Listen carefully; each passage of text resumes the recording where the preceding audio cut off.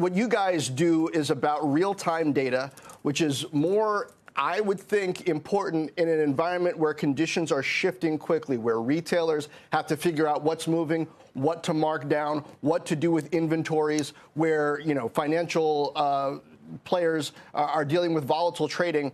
How is demand affected by these macro conditions for you?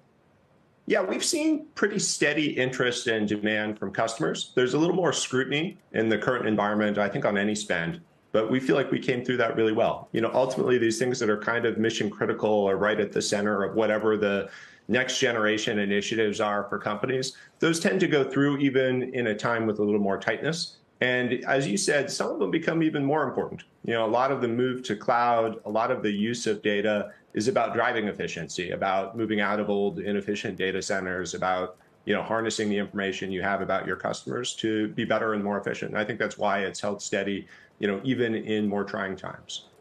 Latest quarter, you had a 58% revenue growth year over year, and I'm curious about this net revenue retention number and what it means particularly for Confluent. What is it that you're selling more of? And is there any inflation effect even? Have you raised prices on existing services, or is this customers who are taking more services that you're offering, and which ones?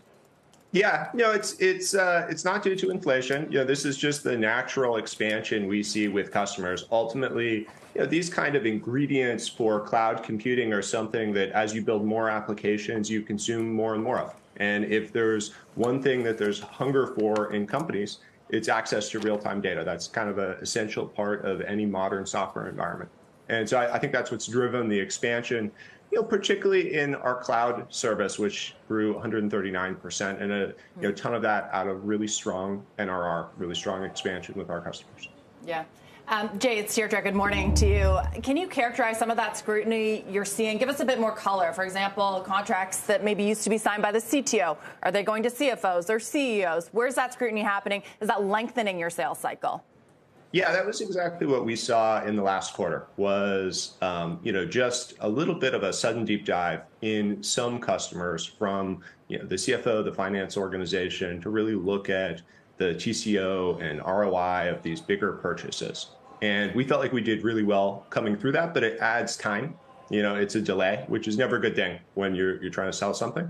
So that does add a little bit of additional pressure. We didn't see it everywhere, but it was kind of across the board, both in some of our tech customers, which are certainly, putting a little more thought into where money is spent. Some of our European customers, really across the board, we saw this happen.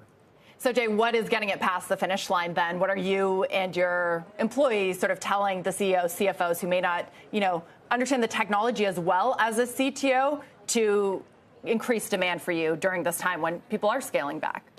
Yeah, I think there was two things that were critical for us, right? One was being attached to the most important initiatives, the things that actually drive the business, not the things that are kind of on the side and can wait. And the second was having a really strong TCO story. The question that's always being asked is, hey, is there a cheaper way to do this? Is there a better way to do this? Can we just do this in-house? That's an area where we put a lot of effort into really showing the value of our cloud service and why that was better than a do it yourself, try and do it in-house with existing resources, that this is actually a way of spending less, of freeing up resources to do more things. And that actually becomes a sort of accelerant in this environment where companies are looking for a way, to do more with fewer resources, less spend. And cloud computing can definitely be a way of getting that. Jay, are you satisfied?